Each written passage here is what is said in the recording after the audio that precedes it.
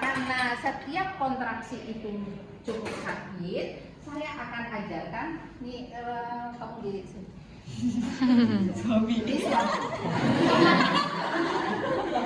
Jam lagi baru istrinya akan melahirkan. Cuman setiap kali kontraksi ibu kan kesakitan sekali ya Pak ya.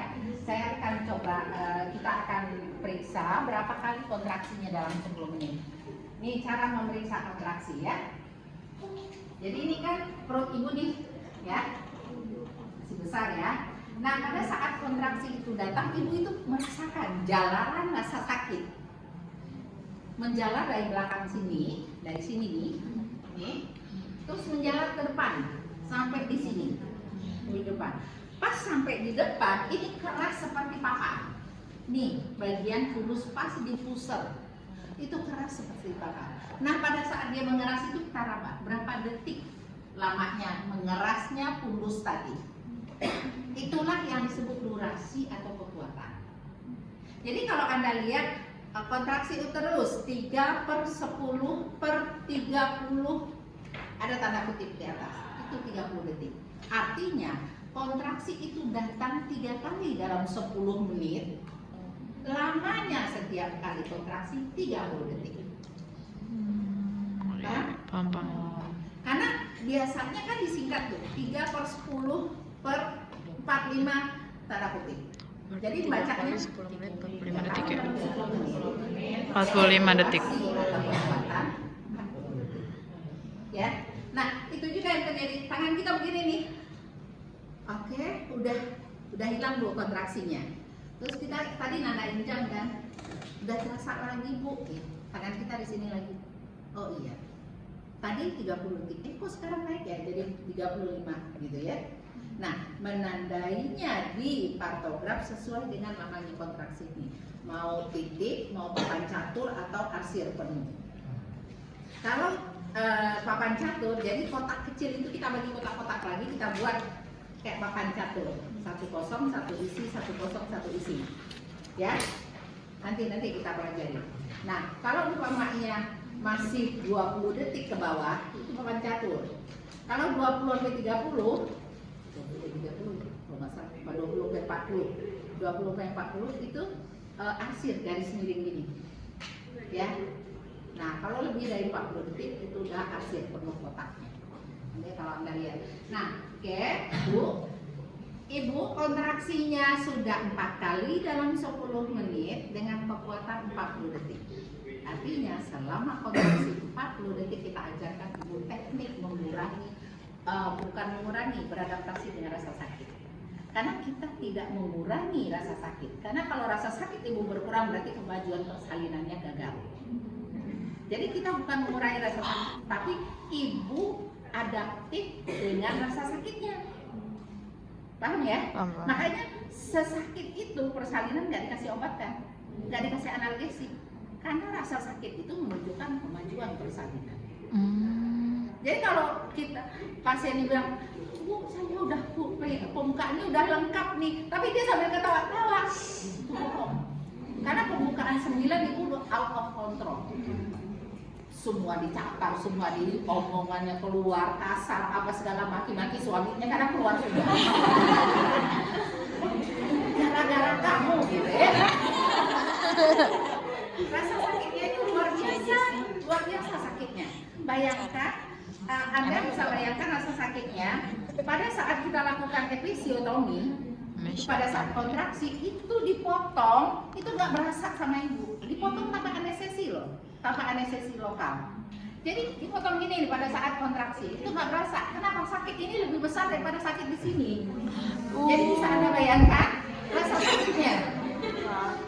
Jadi saat kita melakukan episiotomi, kita harus yakin betul ini sedang kontraksi. Kalau tidak sedang kontraksi, ibunya bisa dijerit, bisa ditendang kita, karena sakit sekali kan dipotong tanpa anestesi lokal. Itu ya.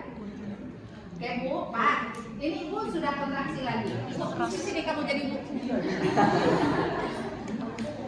Ya, ibunya nih, ini Bapak. Jadi pada saat di lab nanti, ini ibunya naik ke atas tempat tidur. Ya, jadi pakai perut beneran, perut ini Terus kita kontraksi. Bu, ini udah kontraksi lagi. Ini saya ajarin ya Bu ya, cara mengurangi rasa nyeri. Ibu perhatikan saya, ikuti saya ya. Nah, ini kan lagi kontraksi nih. Ya, tarik nafas panjang. Perhatikan ya Pak, nanti Bapak yang ini ajarin ke ibunya. Oke. Terus, ya, tarik nafas panjang lagi Bu. Keluarkan begini.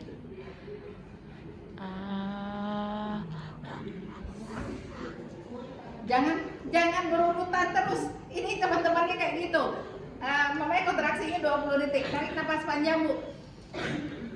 Tarik nafas panjang Bu. Tarik nafas panjang Bu. Habis itu kenapa? Pusing. Kenapa? Karena jadi hiperventilasi. Jadi irama napasnya itu sesuai dengan irama napas ibu. Memang ada napas gini. Kan enggak kan? Ada jeda kan? Jadi kalau 20 detik paling banyak 5 kali napas seperti itu. Tarik napas panjang. Napas panjang dulu, buang pelan-pelan. Jeda kan? Terus tarik napas panjang dulu.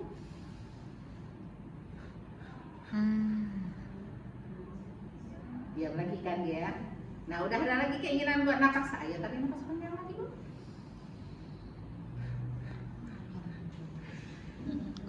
Terus tarik napas panjang lagi Bu.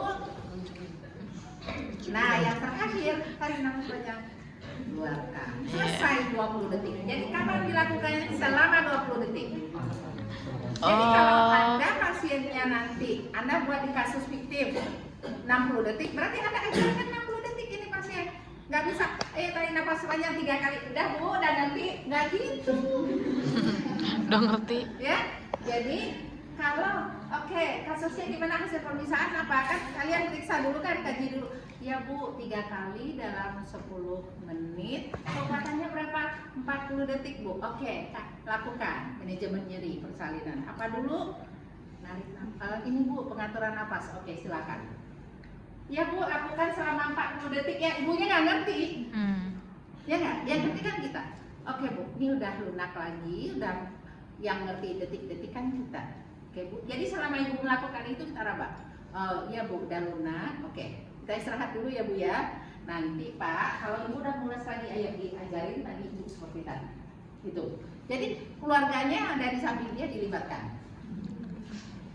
Bu, kalau ibu capek, ini ada teknik yang berikutnya Bu. Kita lakukan effleurance, ya, usapan pada perut. Nah, di sini harusnya ada minyak. Ya, kita anggap ini minyak kita dulu.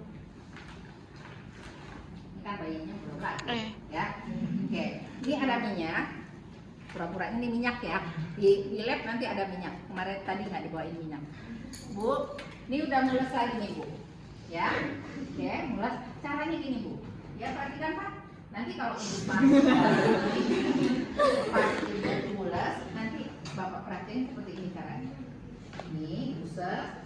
Terus ke pinggir ini, ya, usap dari bawah, pinggir sini. Yuk, sini Bu, diajarin. Bu, tangan ibu dari sini. Nah, tangan ibu, ini ada minyak, ya. Coba ibu. Ya. Coba ya. Cuma gitu doang. Selama kontraksi jadi begini nih. Jadi kalau ibu beneran begini. Ya. Nah, kan begini. Jadi kalau ibu itu dia begini. Iya gitu dong. Ya. Atau dari sini ke sini. Ya. Coba semua.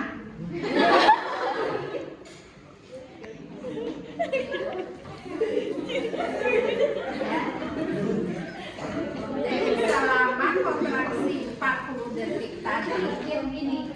Kalau udah rasa sakitnya udah hilang, ibunya nggak perlu lagi begitu. Ya, tagihan. Langsung rasa sakitnya. Istirahat dulu ya Bu. Nah, Bu, ini ada lagi teknik yang bisa membantu ibu untuk mengurangi rasa sakit. Jadi ibunya kita suruh belakang, duduk di tempat tidur sini Bu. Nah, ibu menghadap ke saya, belakangin saya. Kan ibunya bajunya kan kita buka dia kan pakai baju itu ya, kita buka bajunya, di belakang dia nggak pakai baju.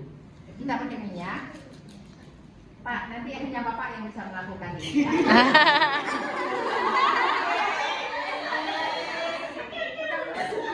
Udah mulai, oke. Nah, jadi kita usap gini.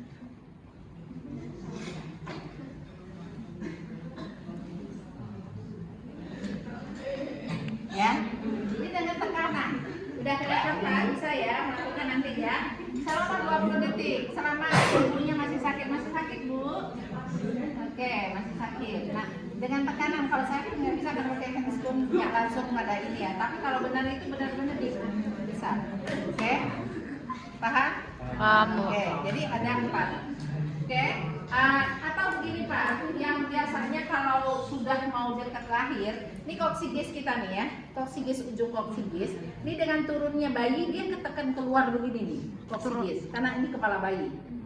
Nah, dengan kita melakukan pada saat kontraksi seperti ini koksigisnya dia kan duduk nih, tangan kita di sini satu.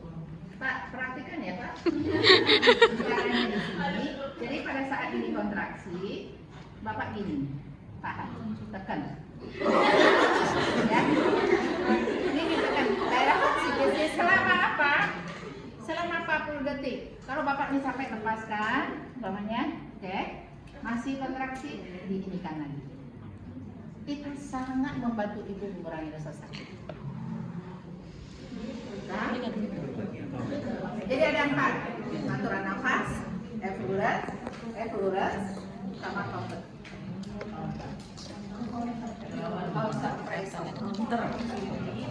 Ya, oke, sudah. Ingat, lama melakukannya tergantung kontraksinya. Kalau kontraksinya 30 detik berarti 30 detik, bukan 5 kali, 6 kalinya. Ya, selama kontraksi berlangsung. Kalau kontraksinya udah selesai ya udah. Ada pertanyaan sampai sini, udah periksa dalam, ya, manajemennya nih. Udah? Belum?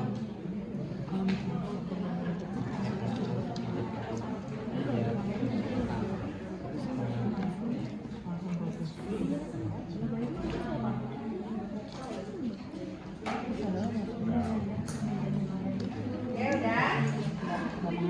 Ada yang mau ditanyakan? Ya, silakan. Itu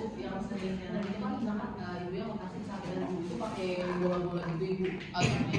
Itu mah selama kala 1 fase laten. Ya, fase laten. Jadi bisa dia sambil begini, itu menekan sebenarnya. Menekan bagian belakang ini, ya. Kan nggak mungkin begini kan ya. Ya. Jadi itu biasanya pada trimester 3 dilakukan, ibunya senam hamil untuk mempermudah bayi itu. Tapi kalau sudah masuk kala 1 tergantung kondisi ibu. Kalau ibunya sangat kesakitan biasanya bola itu udah nggak kita pakai lagi. Paling ini ibunya masih boleh jalan-jalan di tempat di kamar besarnya kan gede, jadi pembukaan baru 3 cm 4 cm. Jadi setiap ada kontraksi ibunya kita suruh gini. Terus nanti bapaknya melakukan Udah ngapain? kontraksi di jalan lagi. Sakit lagi dia mau jalan. Ya. Jadi tapi syaratnya itu boleh dilakukan kalau ketuban masih utuh. Selaput ketuban masih utuh. Kalau selaput ketuban sudah pecah, pasien sudah tidak boleh turun dari tempat ini. Jadi pasien masuk nih, masuk ternyata ketuban sudah pecah. Bu dokter keluar air sejak 2 jam lalu. Oke, naik lagi. Kita hanya boleh melakukan sekali periksa untuk memastikan pembukaannya salah. Kalau ketuban sudah pecah, berarti tidak ada barrier lagi yang melindungi janin dari dunia luar. Risiko infeksinya tinggi. Kalau ketubannya masih utuh, kita masih perlu melakukan 4 jam sekali periksa darah. Makanya di patograf kan 4 jam sekali ya periksa darah. Tapi kalau pasiennya sudah pecah ketuban, hanya boleh dilakukan pada saat pasien masuk dan saat pembukaan sudah lengkap. Apa tanda-tanda pembukaan sudah lengkap? Kontraksinya udah kuat, rasa dan sudah ada, sudah keluar darah tiba-tiba dari jalan raya. Ya, itu bukan atau boleh dilakukan. Oke, ada lagi? Ya, silakan. Untuk tekstur tubannya itu Kayak cuman gini, encer dan agak kental dikit deh. terus kalau misalkan harus kita periksa apa ada resiko buat terjadi? Makanya Anda nggak boleh kukunya panjang. Sekarang periksa kukunya masing-masing. Ada nggak yang kukunya panjang? Boleh, dengan saya. Kalau ada yang kukunya panjang nggak boleh ikut ujian. Yang pakai kutek nggak boleh ikut ujian. Karena salah satu risiko dari itu, waktu Anda PD bisa pecah. Itu Mbak. Ya, nggak boleh pakai ini juga nggak boleh. Kan tadi saya buka punya saya semua. Nggak boleh pakai cincin, karena itu bisa robek. Ini Anda pas Anda PD itu bisa melukai pasien. Ya, jadi sebenarnya pada waktu Anda selagi menjadi mahasiswa dan praktek ini tidak boleh menggunakan aksesoris kecuali jam tangan. Jam tangan pun yang ada secondnya. Kalau nggak ada secondnya percuma. Kan ada tujuannya hitungannya detik. Ya, oke. Dan ada lagi pertanyaan? Ya. Mau tanya, itu tadi manajemen nyeri itu pakai handscoon yang steril atau bagus? Enggak, kalau manajemen nyeri nggak pakai handphone steril, hanya untuk melindungi diri kita. Terus diberikan ini setelah pemeriksaan dalam atau opsional? Apa pemberian manajemen nyeri ini diberikan Bukan opsional, harus dilakukan pada kala 1. setelah pemeriksaan dalam? Pemeriksaan dalam kan dilakukan untuk pemeriksaan mengetahui kemajuan persalinan. Jadi pemeriksaan dalam itu adalah salah satu prosedur pengkajian. Kan pengkajian pada ibu hamil itu akan bersalin itu head to toe, ya kan? Semuanya kita periksa. Nah, pas periksa dalam kita lakukan itu. Jadi dia tersendiri nih. Jadi periksa dalam kapan dilakukan? Pada saat pasien datang, 4 jam kemudian, 4 jam kemudian sampai pembukaan mata. Karena pada ibu primipara itu bisa berlangsung 24 jam. Jadi dia datang dengan pembukaan 2 nih. Itu bisa berlangsung 1 senti 1 sampai 2 jam. Makanya kalau pembukaan, kalau ibu primi, gravida, hamil pertama kali, mau melahirkan pertama kali, itu lama. Jadi kalau dia pembukaannya masih ke bawah, jangan suruh masuk kamar bersalin dulu. Suruh aja dia jalan-jalan ke mall. Karena dengan berjalan ke mall dia lupa kalau dia lagi kontraksi sebenarnya. Karena dia lihat apa gitu.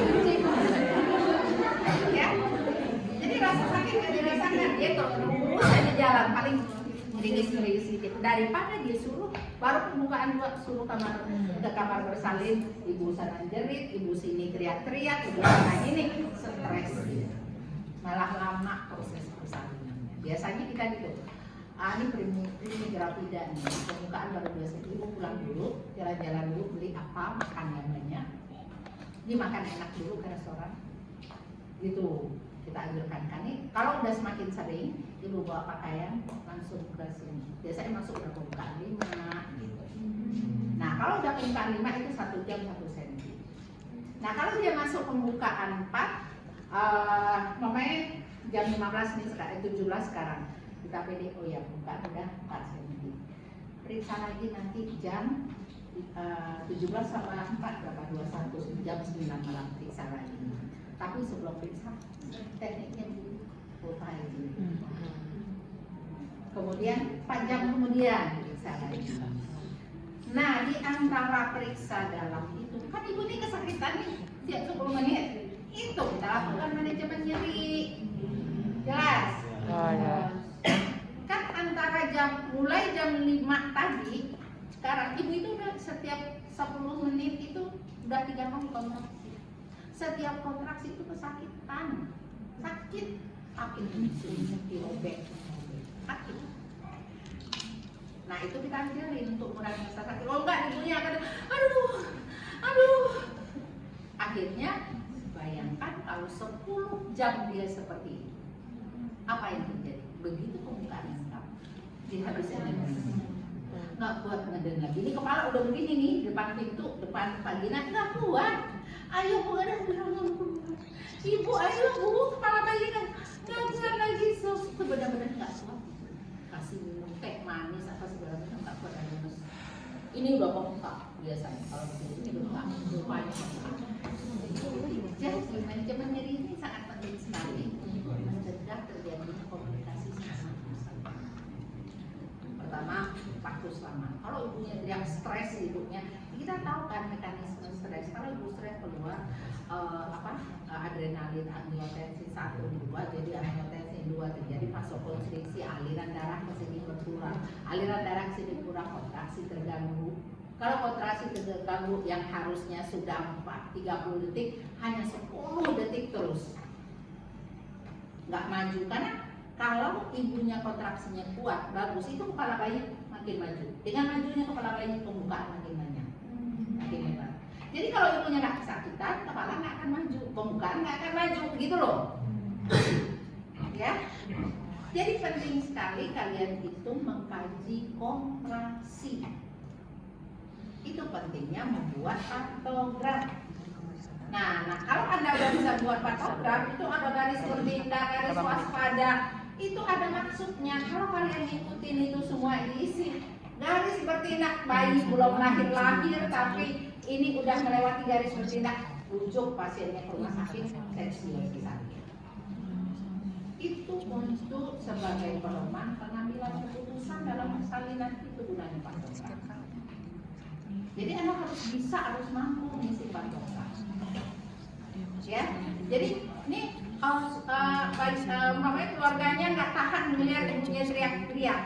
Udah mbak di seksio aja nggak bisa mampu kok bayar gitu, suaminya umpamanya nggak tega mendengar isi teriak. Pak, ini masih dalam batas normal. Ini maka deh. Kadang-kadang nunjukin dia ini patogram Pak. Denyut jantung janinnya bagus, pembukaan bagus, kepala udah makin turun, sebentar lagi kok Pak. Ini masih dalam area aman. Jadi pasien jadi ngerti, oh enggak, pasien yang harusnya bisa bersalin nomor akhirnya di seksio. Nah itu dia kenapa patogram jadi enggak banyak tidak dilakukan, tidak dikerjakan, karena supaya alasan untuk seksio cesarean jadi mudah, ya kan? Habis pasiennya minta, suaminya minta, terus ditambah lagi. Nanti kalau ini ibu mau bayi ibu cacat kelamaan di jalan lahir, seksio ya bu.